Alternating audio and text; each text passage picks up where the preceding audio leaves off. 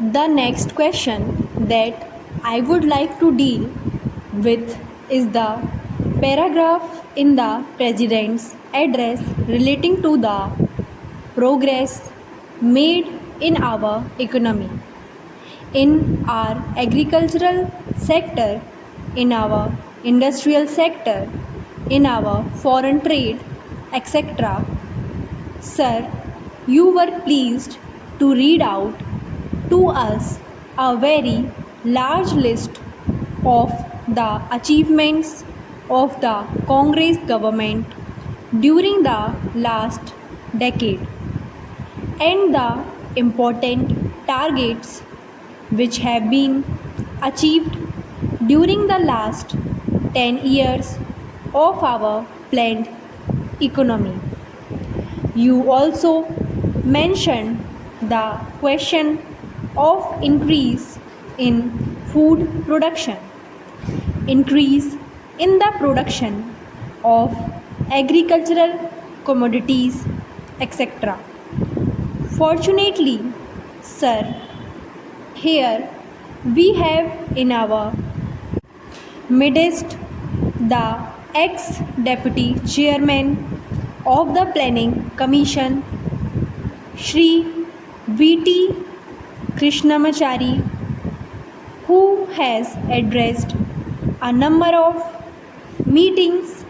and seminars in New Delhi recently, drawing our attention to the weakness in our agricultural sector. If the press reports are correct, in one seminar, he mentioned that even if all the targets of the third 5-year plan are achieved, still at the end of the third 5-year plan period, we may be facing a serious situation regarding the supply of agricultural commodities.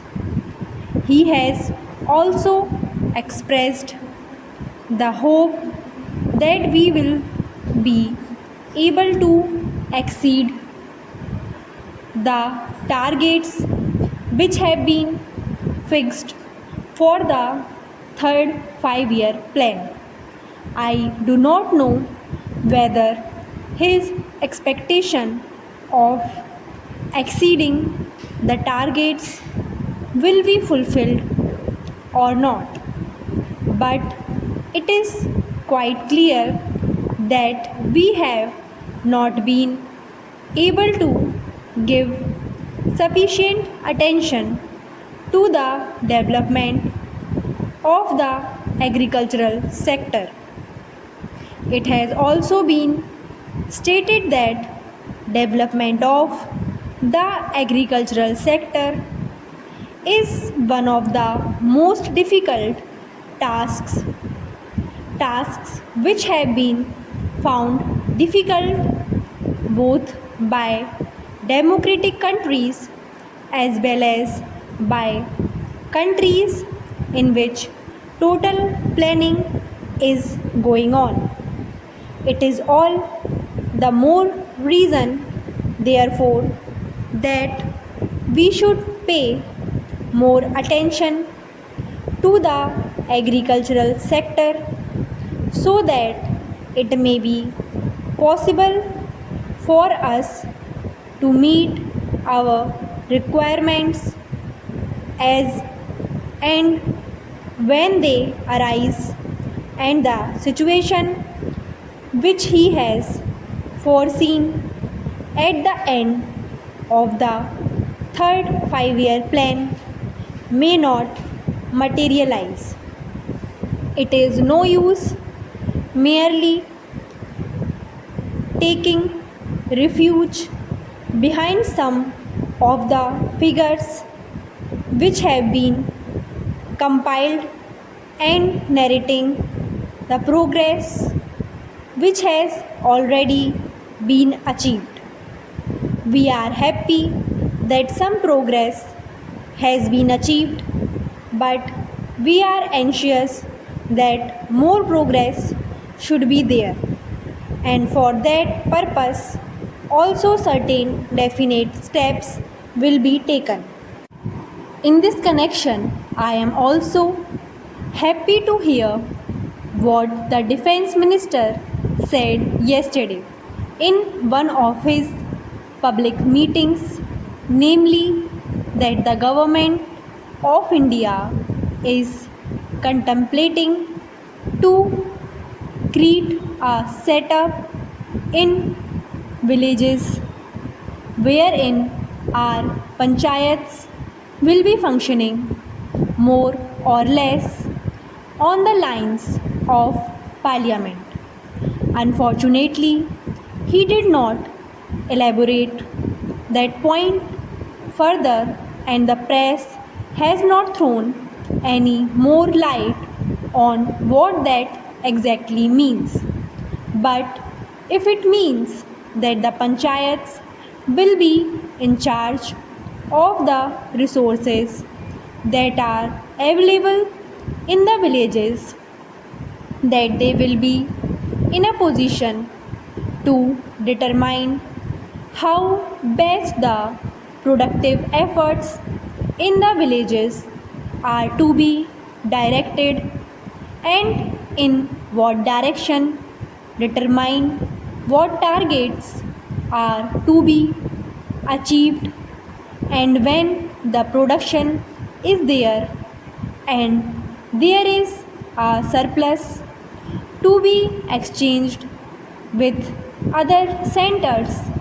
in the country, that the panchayats will have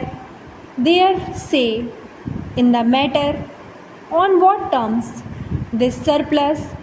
will be exchanged with other centers in the country, then I think a very valuable step forward in the direction of building our economy on a decentralized basis